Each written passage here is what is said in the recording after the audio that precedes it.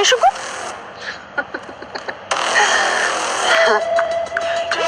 ሴትዮዋ እያበደች ነው እንዴ? አይ ባዩሽ ምንድነው? ይህን ያህል ፈሪ ነሽ እንዴ? ምን እያልሽ ነው እንዴ? ሽንትሽን እኮ በቁምሽ መልቀቅ ነው የቀረሽ። ማ እኔ ባዩሽ ነኝ አንቺን የምፈራው? እና አንቺ ባዩሽ እኔ ሜላትን ፈርተሽ ልብሽን ልትተፊያት ነበር። እንዴት እንደምነግርህ ግራ ገብቶኝ ነበር። እኔም በጣም ነው የማፈቅርህ።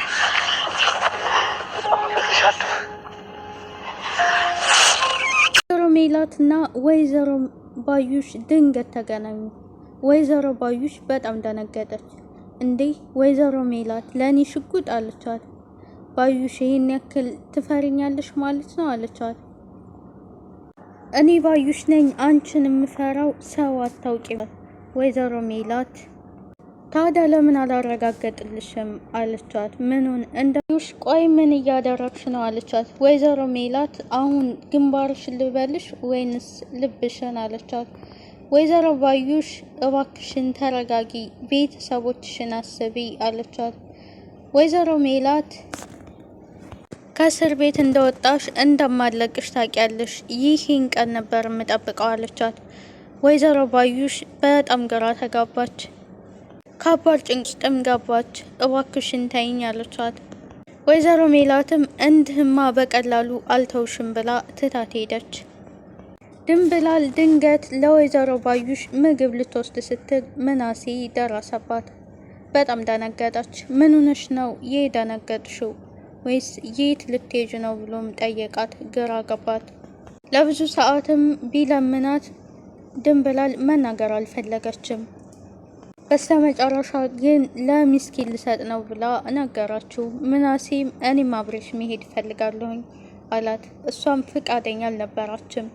እንዴ ለሚስኪን ከሆነ እኔም ለሚስኪን ማጉረስ እፈልጋለሁኝ አላት። አሁንም ፍቃደኛ አይደለችም። ምግቡን ቀምቶ አስቀመጠው። ወይዘሮ ባዩን አዲስ ነገር ምን አለ ብላ ጠየቀችው። እሱም ምንም አይነት መረጃ እንዳላገኘ ነገራት። አንተ ግን ቆይ ስራህ ምንድነው ብላ ተናደደችበት። አሁን ላይ በጣም የሚያስፈራው ነገር ወይዘሮ ባዩሽ ወይዘሮ ሜላትን እንዳታስገድላት ነው። እርግብ እስካሁን አልተገኘችም እና አሁን ልትሸኝ ትችላለህ እንደ ብላም ጠየቀችው። በጣም ፈርተሻል? በሰላም ነው? የተፈጠረ ነገር አለ እንደ ወይንስ ያስፈራራሽ ሰው አለ ብሎም ጠየቃት። አይ እንደዛ አይደለም ግን ሸኘኛት። ድንብላል በጣም ደብሯት ተክዛ ኪችን ውስጥ ወይዘሮ ሜላት ድንገት ደረሰችባት። ድንብላል ምን ሆነሽ ነው? የተፈጠረ ነገር አለ ወይ ብላም ጠየቀቻት። ድንብላል ግራ ተጋባች። እዚህ ቤት ምን የማይፈጠር ነገር አለ? ትንሹም ትልቁም ይረግጠኛል አለቻት። ምን ማለት ነው ደግሞ? ማን ተናገራሽም ብላ ነገር ጠየቀቻት። ልጆች ነዋ ብላ መለሰችላት። ምናሴ እንደዚህ የሚያደርግ ልጅ አይደለም፣ እኔ በፍጹም አላምንም አለቻት። ያው ወይዘሮ ሜላት በስተመጨረሻም ድንብላልን ለማረጋጋት ሞከረች። ምናሴ ይህን ነገር አድርጎ ከሆነ እኔ ምን እንደማደርግ እኔ ያውቃለሁኝ፣ አሁን ተረጋጊ፣ እራት አቅርቢ ብላ ትታት ሄደች። ሀና ከአዲሱ ፍቅረኛዋ ጋር ወክ እያደረገች ባለችበት ቅጽበት አንዳንድ ጥያቄ ጠየቃት። ሰላምዬ እህትሽ ናት ወይም ብሎ ሲጠይቃት ሀና በጣም ግራ ተጋባች።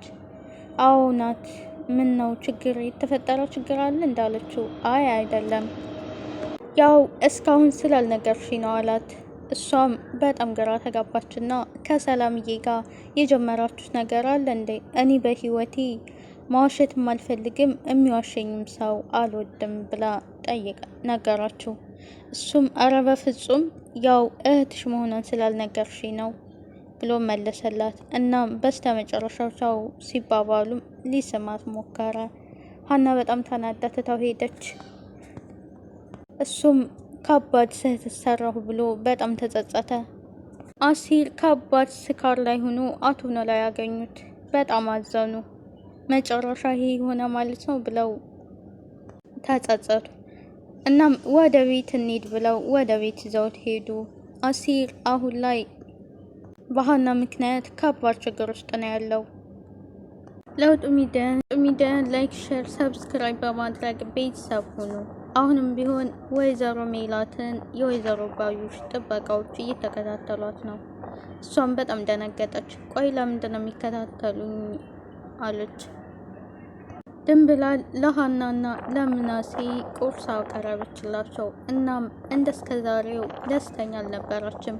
ሀና ምን ሆነሽ ነው ድንብላል? የተፈጠረ ነገር አለ እንዴ? እንዴት አደርሽ እንኳን አላልሽኝም አለቻት። ደህና አደርሽ ሀና? ምንም የለም ብላ ትታቸው ሄደች።